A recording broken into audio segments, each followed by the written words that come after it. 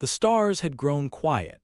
Seyna sat in the pilot's seat of her weathered, whispering vessel, once a sleek arcship designed for long-range planetary surveys, now reduced to a battered husk, scarred by meteors, combat, and too many forced entries into dying atmospheres. Its humming core echoed faintly, like the last heartbeat of a god no one worshipped anymore. Outside, the black of space was endless, and inside, survival had become prayer. She adjusted the controls with her three-fingered hands, delicate yet strong. Pale silver fur glowed softly under the shifting light of the cockpit's interface, her long white tail coiled protectively around the base of her seat. Her slitted violet eyes reflected data streams across the cracked display glass. Everything around her screamed of exhaustion: burned-out navigation units, fried oxygen filters, a dwindling food supply, and the steady beep-beep-beep of her son's weakened pulse echoing through the corridor. Alex, she turned her head sharply, her ears twitching, already on her feet before she was fully aware of moving. Her instincts were still sharp even if her body felt centuries older than her real age. As she passed the corridor's shadow-drenched panels, her hand brushed the textured wall, a calming ritual. There was nothing out there for them anymore, not since the fall, not since the purge. The airlock to the medical bay hissed open. "Mom," a voice rasped weakly. Alex lay wrapped in thermal blankets, his small frame trembling. His skin, normally a healthy tone of soft rust orange, fur tipped with copper, looked pale and his lips were cracked. He was strong, brave, and far too young to carry the burden of extinction. "I'm here," she whispered, kneeling beside him and brushing his bangs aside. "I'm always here." His eyes flickered open, hollow, fever-bright. "Did we find anything yet?" She paused. The truth hurt, but lies were worse. "No, but we will." Her voice carried the weight of 1,000 empty promises. He nodded faintly. "Don't let me go, okay? I would die before I let anything happen to you." They sat in silence as the ship drifted past a graveyard of forgotten satellites and broken hulls from the last galactic war. Some bore the insignias of humans, others from species long extinct. All of them floated as frozen echoes of ambition and arrogance. Seyna pressed her fingertips against a console panel, whispering words in her native tongue. A pulse of soft blue light responded, the ship's soul, if it still had one, scanning the darkness once again. She'd been praying for a miracle, and today the stars finally answered. The screen flickered. A signal faint, barely within their quadrant, pulsed back. She narrowed her eyes. Coordinates, planetary code, 3 moons, breathable atmosphere. She tapped rapidly, rerouting power to confirm. Planet designation. Unknown, the ship's voice croaked, ancient and broken. Distance, 0.8 parsecs, biosignatures detected, oxygen levels compatible, water present, flora, fauna. Seyna's heart pounded. She rerouted full power to propulsion, ignoring the way the engines coughed and groaned. "Set course," she ordered. "Engage warp jump." The ship groaned like an old beast awakened too soon. From behind her, Alex called out weakly, "Is it real this time?" She turned back and offered a small, trembling smile. "Yes, this one's different. It has 3 moons." That meant something. In her people's mythology, 3 moons meant rebirth. She sealed the medical bay doors again, kissing her son's forehead as the warp drive activated. The view outside the cockpit stretched, distorted stars turning into rivers of white as the Arcship screamed into subspace. But hope had a price. As they exited the jump near the outer rim of the unknown system, the ship trembled. Seyna steadied herself, sweat forming beneath her fur. The planet loomed ahead, swirled with hues of emerald and ivory, ringed with light and orbiting 3 shining moons. It was beautiful, alive. "Atmosphere reads stable," the ship reported. But warning, surface inhabitants detected, humanoid, advanced civilization, military technology in orbit. Seyna's ears flattened, humans. She took a long breath. "Begin landing protocol. No-fly perimeter detected. Planetary lockdown enforced. Override it. Warning, hostile action possible." She reached toward the armrest and placed her palm over the emergency elemental channel, where she could infuse her abilities into the ship's core. "I said override it." The ship complied, rerouting the landing trajectory manually.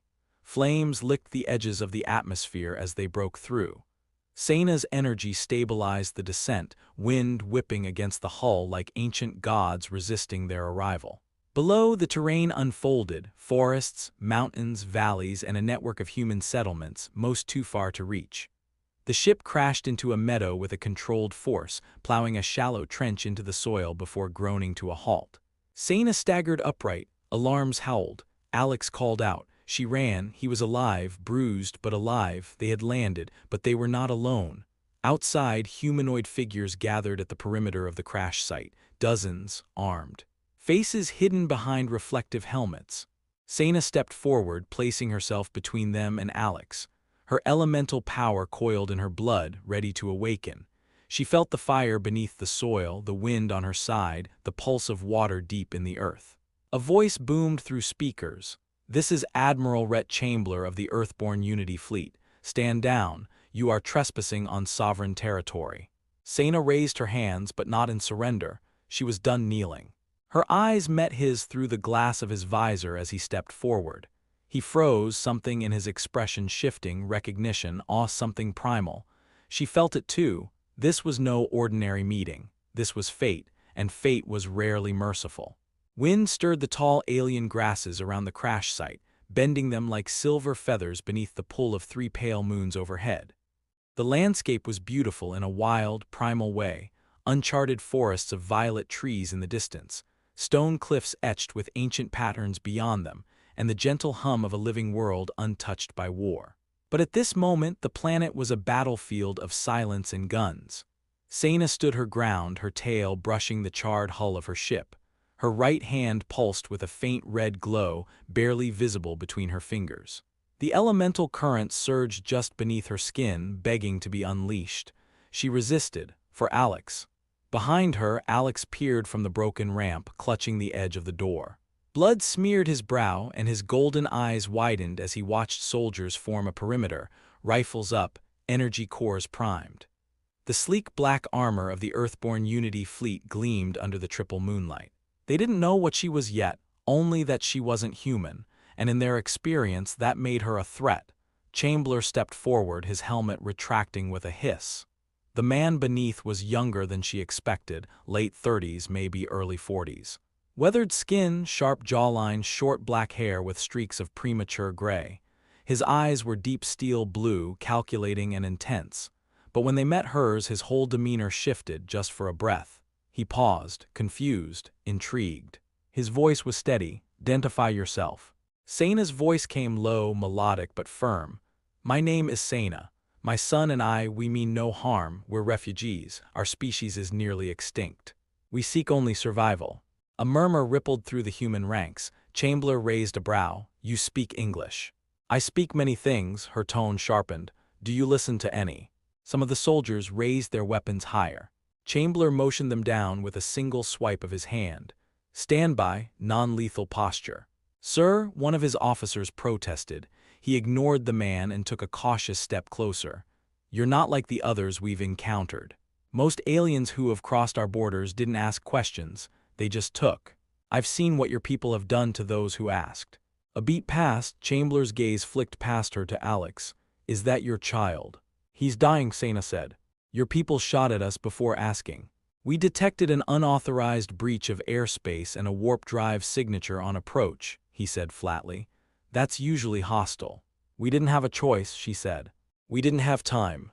Another silence fell over them, then a distant voice crackled through Chambler's comms.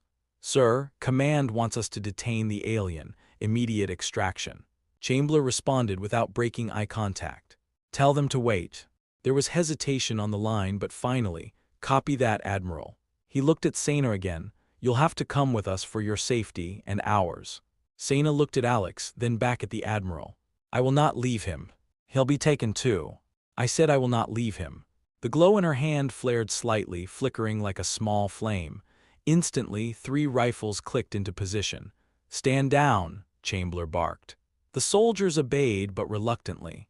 He raised both his hands to show no threat. "No one will hurt him, I swear it. I'm offering protection, not imprisonment, but you need to trust me. Can you do that?" Seyna narrowed her eyes. "Trust is not something we've had the luxury of lately." "I didn't ask for your trust," he said. "I asked if you can, because I can't protect you from what's coming if you don't let me." It was in that moment something shifted between them. A strand of tension snapped, not broken but twisted into something else. It wasn't trust. Not yet, but it was recognition. She saw it in him. He wasn't like the soldiers. He carried duty like a weight chained to his heart. Finally, Seyna turned toward the ship. Alex. He stepped carefully to her side, leaning into her warmth. Chambler saw him clearly for the first time. His expression changed again, this time not from suspicion, but from understanding. The boy looked like her, but his eyes had that same haunted depth he'd seen in war orphans back home. "We'll take you to a field outpost," Chambler said. "You'll be treated and evaluated. I'll oversee everything personally. And if we refuse, then we let fear decide what happens next, and I don't want that, not tonight." Seyna gave a slow nod. Chambler signaled to his shuttle. The soldiers stayed tense as Seyna lifted Alex into her arms and began the slow walk toward the human vessel. The metal under her feet felt foreign, cold. She kept her head high. She would not cower. She would not beg. As she stepped into the shuttle, Chambler followed last, eyes never leaving her. In those few seconds before the door closed, the air felt heavier, as though history had already started to bend itself around their meeting. In the cockpit, the pilot whispered to the co-pilot, "You think she's one of them." Chambler's voice cut through. "She's not like any alien I've ever seen." The ship lifted into the sky. Far below, the crash site began to smolder, evidence of a beginning, or maybe the end of something else. The field outpost rose out of the valley like a metallic tumor in an otherwise untouched paradise. Dozens of prefabricated buildings gleamed under the triple moonlight, surrounded by fences, satellite arrays, and surveillance drones. Guard towers pulsed with red warning lights, and mechanical hums whispered like a swarm of electronic insects. Humanity's fingerprint was undeniable, sterile, defensive, clinical. Seyna stepped off the shuttle, Alex cradled in her arms. He had drifted into shallow sleep, though his fingers still gripped a lock of her fur. His breathing was uneven, his pulse faint. Every fiber of her being screamed to turn back, to vanish into the trees and hide, but her options were exhausted. She needed their medicine, their help. A soldier scanned her with a portable biometric sensor. The device beeped and whined as it tried to make sense of her physiology. "She's not in any database," the tech muttered, "not even under restricted files." "No surprise," Chambler said, stepping down behind her. His voice held command, but beneath it was something softer. "Escort them to Med Lab, full quarantine." As they were led through the complex, Seyna caught glances, wide eyes behind glass visors, whispers over comms, fingers hovering over triggers. She was not just a curiosity here, she was a living myth. The alien who walked upright, spoke their tongue, and cradled a child that breathed air like their own. Inside the med lab, cold lights buzzed overhead. The facility was sterile, white floors, silver walls, blinking instruments. A group of medics in blue suits approached, one carrying a sedative.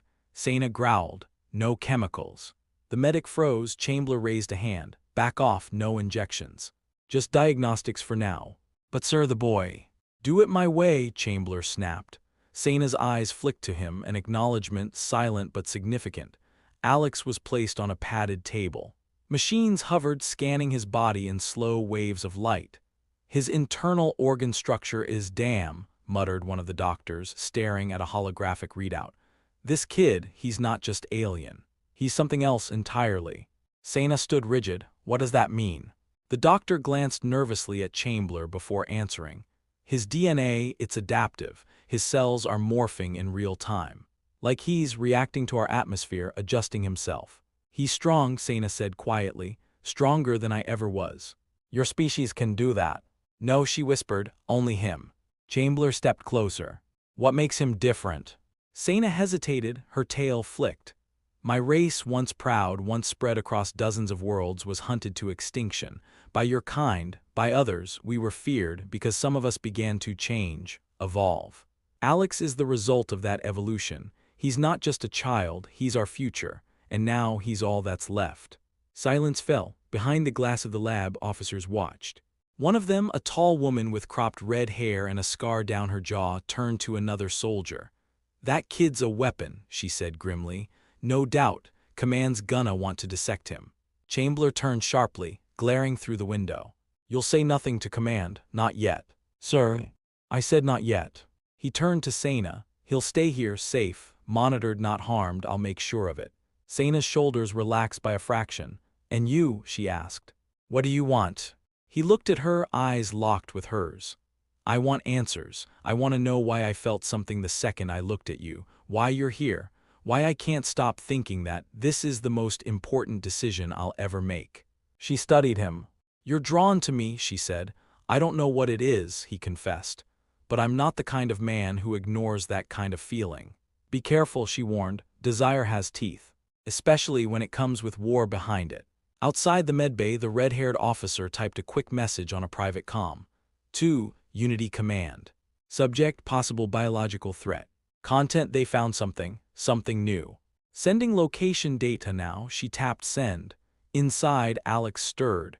His eyes opened, glowing faintly gold under the scanner's light. He looked at his mother, then at Chambler. I dreamed of fire, he said softly, and of oceans made of glass. I think we were there before. Seyna sat beside him, stroking his hair. Sleep, child, you're safe now. But Chambler's gut churned, because in every war he had fought, he had trusted his instinct. And tonight, it screamed that this was only the beginning. That behind Seyna's grace and Alex's innocence lay a truth that could unravel the fragile balance humanity clung to. And he wasn't sure if he was protecting them from the world, or protecting the world from them.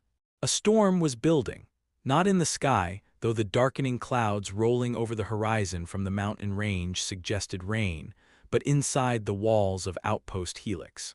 Pressure gathered in whispers, in urgent transmissions, in sidelong glances exchanged between officers who weren't sure whether they were witnessing a miracle or a threat. Seyna stood beside the medical bed, her fingers brushing Alex's forehead. His fever had broken, but his pulse still surged in irregular rhythms. A thin film of energy shimmered faintly across his skin when he twitched, barely visible, like starlight dancing over water. The medics hadn't seen anything like it. Neither had she. He was changing again. The doctor entered quietly, this time without the sedative. He's stabilized, for now, she said cautiously. But we can't explain what's happening inside him. His lungs are evolving, so are his eyes. He's adapting to us faster than should be biologically possible. Seyna's jaw clenched. It's the moons, they're catalyzing it. The moons, the doctor asked, incredulous. This planet, it speaks to him. It activates something in his bloodline. Before the doctor could respond, the doors hissed open. Chambler entered, his face stormy. The scar on his cheek, a relic from the Ares conflict, twitched faintly with stress. We have a problem, he said, ignoring the glances from the staff. Command intercepted that signal. They know you're here. They've issued an order to transport you both to Central Command immediately. Seyna's eyes narrowed. And you're telling me this instead of obeying? I don't follow orders blindly, Chambler said, stepping closer. I've buried too many soldiers because of protocol. I've seen how Command treats things they don't understand. They want to dissect my son. Yes. And they'll smile while doing it. A quiet fury grew in Seyna's posture, her fur bristling. A faint wind seemed to stir through the room, though no air system activated. The temperature dropped. Chambler raised a hand slowly. Seyna. I'm not the enemy, but I need to know, if it comes to it, will you fight? For him, her voice was low, pulsing with raw energy. I will burn your entire fleet to ash. The lights flickered. The room's water filtration system surged unnaturally, as though reacting to her emotions. A thin tendril of mist crept across the floor before vanishing into air. I believe you, Chambler said quietly. A young lieutenant burst into the room, panting. Sir, we've got a Unity dropship on approach. ETA, 20 minutes. Orders from High Command. Extraction team inbound. Biohazard protocols authorized. Seyna's tail lashed. Chambler nodded. Clear the medbay now. But, I said clear it. His voice carried the weight of command. The staff fled, leaving only him, Seyna, and the unconscious Alex. I can't hold them off forever, Chambler admitted. But I can buy you time. There's a tunnel beneath the lab. It leads to a rover bay. I'll send a decoy shuttle, throw them off. Seyna watched him closely. You're risking everything. I already did the moment I didn't fire on you. He opened a panel near the wall, revealing a dim passage. You'll find an old stasis pod chamber 2 clicks out, he said. They haven't been used in years. You can hide there just long enough for me to handle command. You trust me to stay hidden? I trust you not to start a war. Yet. She gently lifted Alex, cradling him with a protective tenderness that twisted something deep inside Chamber. Not just admiration, something heavier, something more dangerous. As she stepped into the tunnel, she paused. You're not like the others, she said. He shrugged. Neither are you. Their eyes met. A silence passed between them, filled with 1,000 unsaid things. Seyna turned, disappearing into the dark. Chamber closed the panel. Above them, engines roared as the Unity dropship approached. And far across the outpost, in a dim monitoring room, the red-haired officer read the confirmation from command with cold precision. Operation Code. Black Glass. Asset Acquisition Mandate. Active. Use of Force authorized. She smiled thinly. War was coming, one way or another. The emergency tunnels beneath Outpost Helix were dark, narrow, and carved in haste, designed not for escape but for retreat.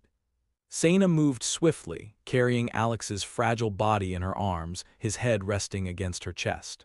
Her feet padded silently across cold metal, and the distant rumble of engines and boots above echoed like thunder through the walls. Her heart pounded. The earth felt restless beneath her soles. Alex stirred. Where are we? Somewhere safe, she whispered, though her voice betrayed her doubt. The walls vibrated. The dropship had landed. Above ground, Unity soldiers poured from its ramp in perfect formation, black armor, red visors, weapons drawn. Their insignia bore the Black Glass Directive. No diplomacy, no delay, no survivors if resistance was met. The red-haired officer, Commander Myra Vask, strode through the entrance of the outpost and greeted Chamber with a salute that was more threat than respect. Admiral, she said, where are they? He didn't blink. Gone. Took a stolen rover, fled northeast. You just let them leave. I didn't get a vote, he replied coldly.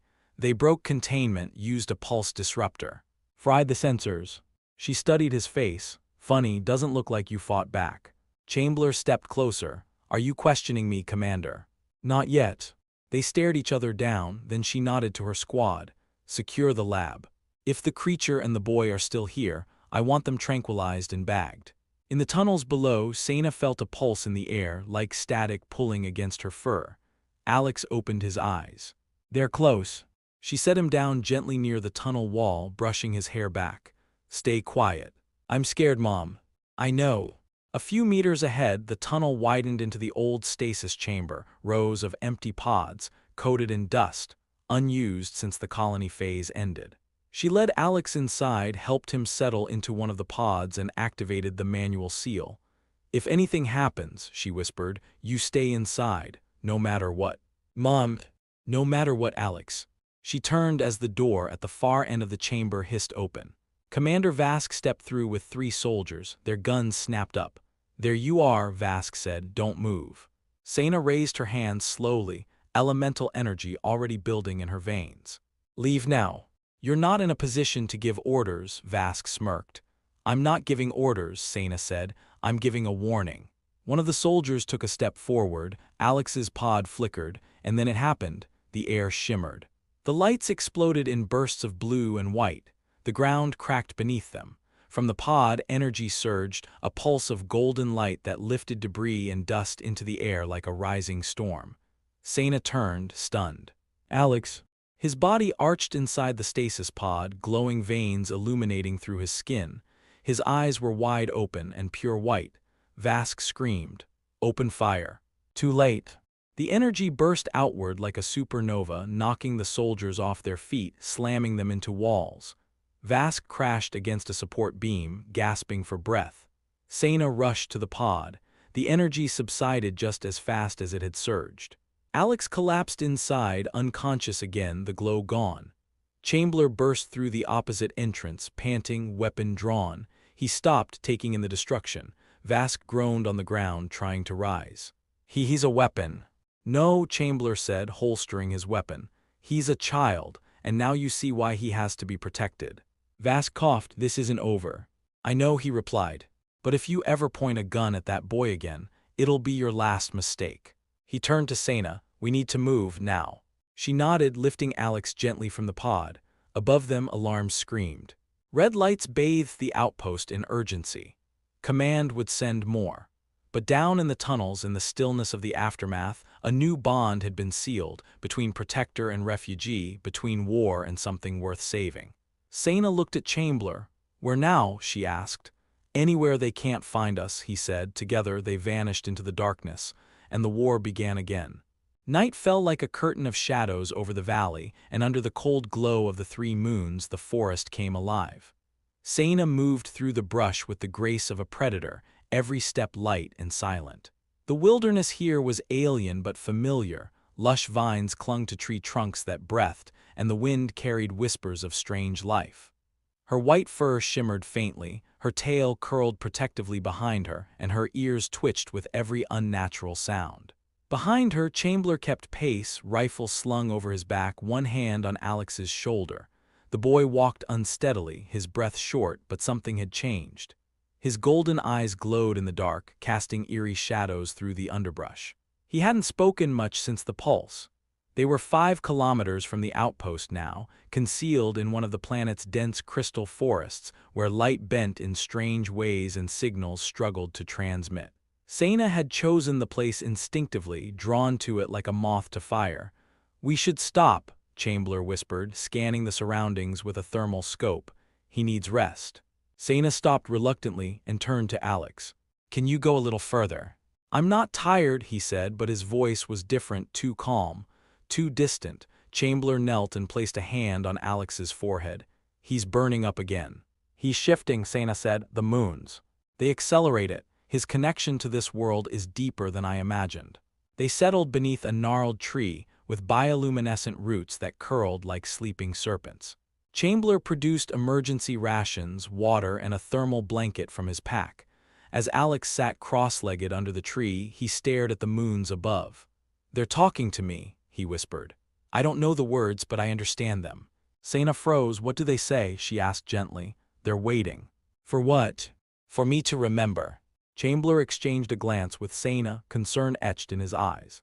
"Is this part of his power?" "I don't know," she said honestly. "My people had lore, old legends about lunar convergence, cosmic bloodlines, the moons of rebirth, but no one believed it. Until Alex." In the distance, a high-pitched hum sliced through the trees. "Drones." Chamber snapped his scope up. "Recon bots, 2 clicks out, thermal sweep." Seyna growled, "We need to move." "Wait," Alex said suddenly. They turned to him. He stood slowly, his eyes now shining brighter, pure light. His hair shimmered with threads of gold. "I can stop them." Chamber stepped forward. "Alex, you need to rest." "I said I can stop them." His voice echoed strangely, like multiple versions of himself spoke at once. Before Seyna could respond, Alex raised his hands. A faint pulse of energy radiated outward, passing through the trees. The leaves trembled, the air stilled. Then silence. A beat passed. "No drone signal anymore," Chamber said, checking his gear. "They're gone." Seyna stared at her son. "What did you do?" "I made them sleep," he said. "They'll wake up in the morning."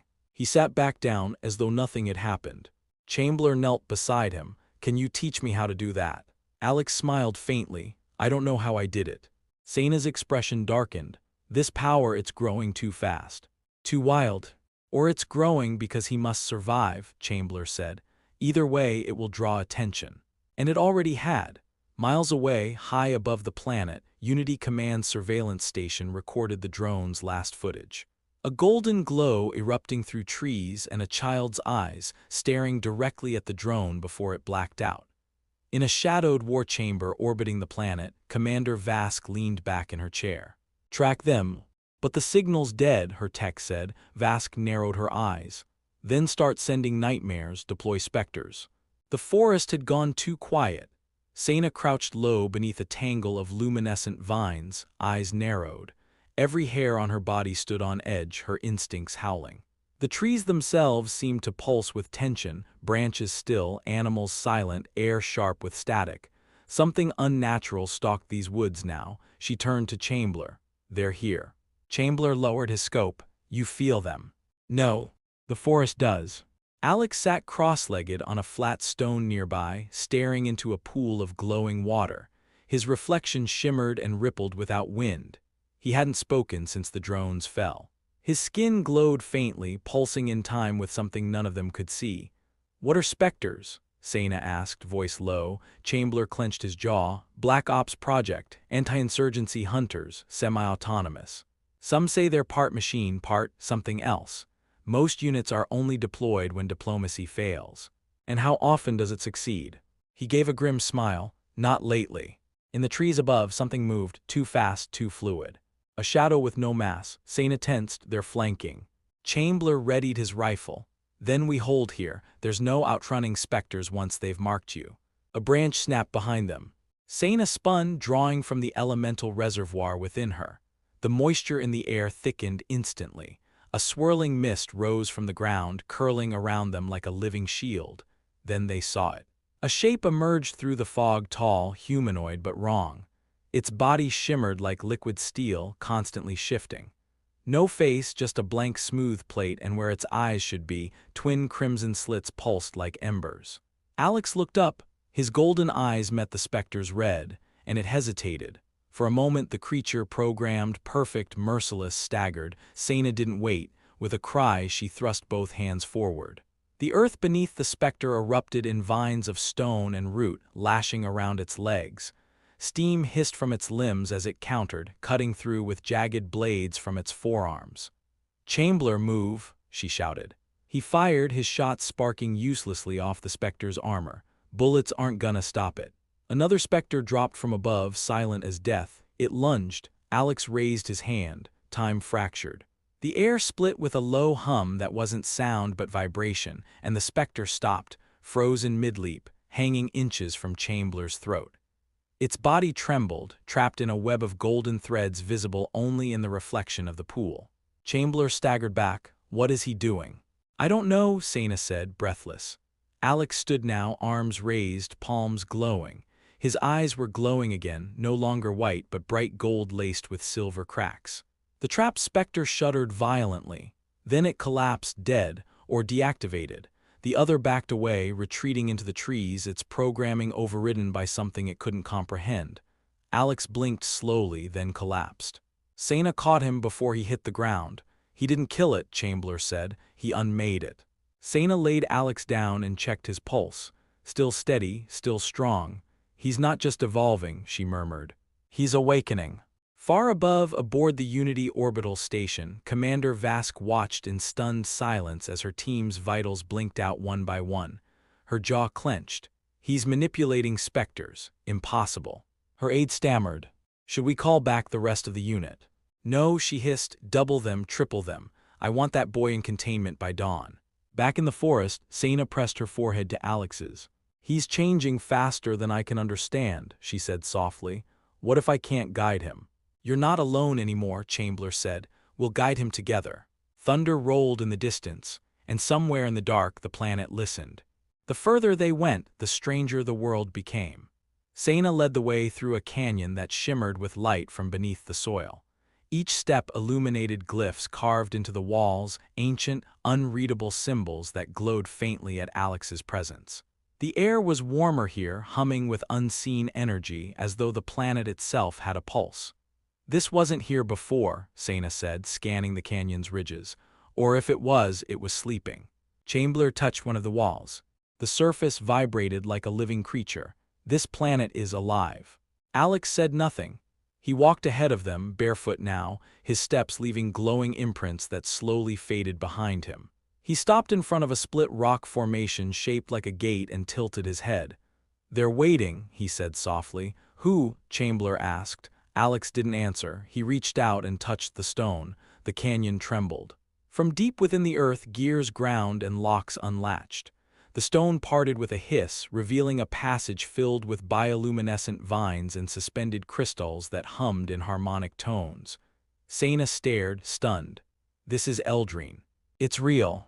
What's Eldrine? Chamber asked, raising his weapon.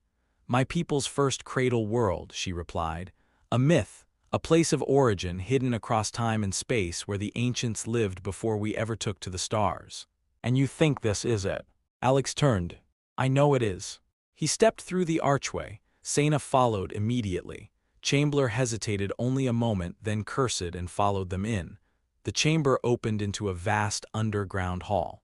Pillars of stone and glass reached to a vaulted ceiling laced with constellations, an entire galaxy mapped in glowing crystal.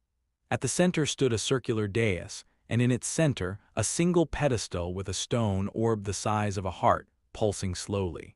Alex approached it. "Seyna," Chamber said, "this looks like a power source." "It's more than that," she whispered. "It's memory." Alex placed his hand on the orb.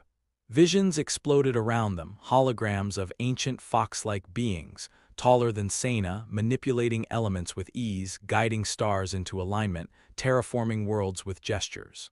Then came the purge, fire, war, human warships cutting across black space. Blood, screams, and a single cry that echoed through the room, "Protect the seed."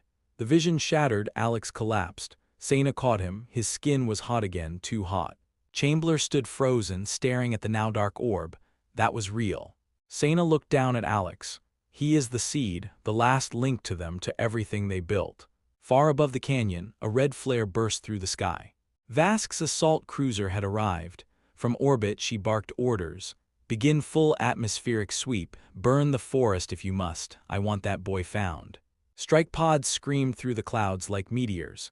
Below, the ground shook violently. "They've found us," Chamber said. "No," Seyna said, listening to the vibrations. "They've awakened something." All around them the chamber began to shift. Walls pulled back, floor plates rotated. The crystal map above flickered, then locked onto a new constellation. Alex gasped, clutching Seyna's arm. "They're coming, but not from the sky." "Who?" she asked. He looked up, glowing eyes wide with fear and wonder. "The Eldrine. They're coming home." The planet shifted. Not metaphorically, literally. Beneath Seyna's feet, the stone dais pulsed once more, sending a ripple through the floor that traveled up the walls like a heartbeat. Cracks of blue light raced through the engraved symbols, illuminating ancient constellations that hadn't shone in 1,000 years. Chamber held Alex tightly as the chamber shook again. "We need to move." "Now." Seyna stared at the crystal ceiling. "We might not have anywhere to go." The air had thickened, charged, as if the planet had inhaled and wasn't sure if it should exhale. Outside, the surface of the canyon began to splinter. Entire ridges collapsed into themselves, revealing structures buried beneath the ground, massive towers of obsidian and light, half submerged in vines and ancient dust. They pulsed in time with the orb Alex had touched. "Those aren't just ruins," Chamber said. "They're machines." "Sentinels," Seyna whispered. "Guardians of the seed." They were waiting for his signal. Alex stirred in his arms. His eyes fluttered open, but they didn't focus on anyone in the room.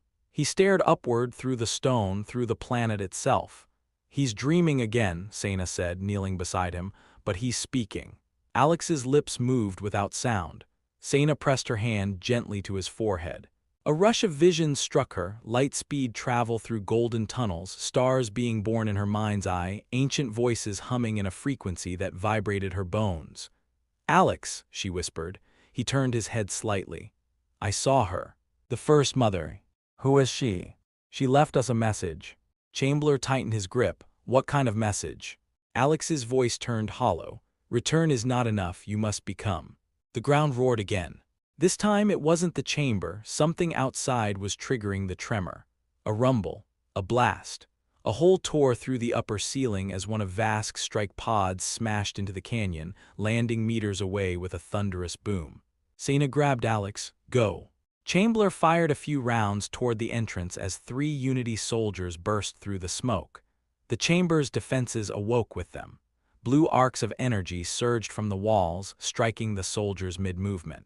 Their screams were brief, cut short as the chamber's protective aura sealed them in crystallized ice. Chamber stared, wide-eyed. "This place defends itself." "No," Seyna corrected.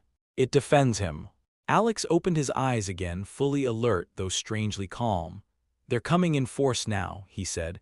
"More than Vask's troops. Command is bringing down orbitals. The sky's going to burn." Seyna looked at Chamber. "If they get to him, everything ends. Your people will try to control it, but they won't survive it." Chamber nodded grimly. "We need to get out, underground exit." Alex stood on his own now. "There's another way." He led them to a side wall. A palm-shaped indentation glowed as he approached. When he touched it, the wall dissolved into sand. A tunnel, vast and sloped, stretched into a bioluminescent path deep underground. Seyna looked at him. "How do you know this place?" Alex didn't look back. "Because it remembers me." The three of them disappeared into the glow just as another pod landed above, shaking the chamber to its roots. Far away aboard her cruiser, Commander Vask smiled coldly. "Let's smoke them out," and ordered the orbital bombardment to begin. The tunnel curved deeper than physics should allow. Alex walked ahead, unhindered, the walls glowing softly as he passed. His hands occasionally brushed symbols embedded into the stone, and the entire corridor responded with faint melodic vibrations, as if the planet were singing to him. Seyna followed closely behind, her senses stretched thin. Her elemental connection throbbed inside her chest, something ancient pulsed below, calling to her bloodline. It felt like grief. It felt like home. Chamber brought up the rear, rifle low, eyes darting back toward the collapsing passage behind them. Echoes of explosions above made the walls tremble. "They're not just coming for us anymore," he said. "They're destroying everything." "They know they're losing control," Seyna replied. "And when your kind loses control, you burn the world to feel powerful again." He didn't argue. The tunnel ended at a circular chamber, miles underground. In the center stood a crystalline tree, its trunk translucent, roots embedded in the bedrock. It glowed with every color of the moons. Suspended in its branches were orbs, dozens, each one pulsing softly. Alex approached the tree slowly, reverently. "What is this place?" Chamber whispered. Seyna's voice shook. "A cradle, a memory vault. This is where they stored everything: knowledge, spirit, soul." Alex reached for one of the orbs. "Wait," Seyna warned. But the orb lifted from its branch on its own and floated into his hands. It shattered into light. Visions slammed into the room, an entire civilization rising and falling, eldrine battles against fleets of metal, cries of the dying, voices whispering. "He must awaken. He must become." Alex screamed and collapsed to his knees. Seyna rushed to him. "Alex, look at me." His eyes snapped open. Both were glowing silver now, no longer gold. "I remember everything," he gasped. "All of them. All their lives, their pain, their hope." Chamber dropped beside him. "Can you handle it?" "No," Alex whispered. "But it's not about handling it. It's about surviving it long enough to change everything." Above ground, Vask's full invasion had begun. Strike pods fell like comets across the hemisphere. Fields burned. Forests were glassed. Command issued a kill-on-sight order for Seyna, Alex, and now Admiral Chamber. Inside her command center, Vask ordered a deep-core shockwave, an energy burst that would penetrate the canyon's base and collapse the lower structures. "End it," she said. Deep beneath the surface, the crystalline tree flared violently. One by one, the other orbs began to awaken. Seyna's eyes widened. "They're not memories anymore, they're minds." Chamber stared at the glowing canopy. "They're still alive." Alex stood. "They're coming through me." Suddenly, the walls groaned. A tremor, a fracture opened above them, rocks falling. Light burst from the roots of the tree, spreading across the floor. "Too late," Seyna whispered. "No," Alex said, lifting his hands. The light rose into the ceiling, met the falling rocks, and stopped them in midair. Alex's body hovered off the ground, suspended in a column of golden energy.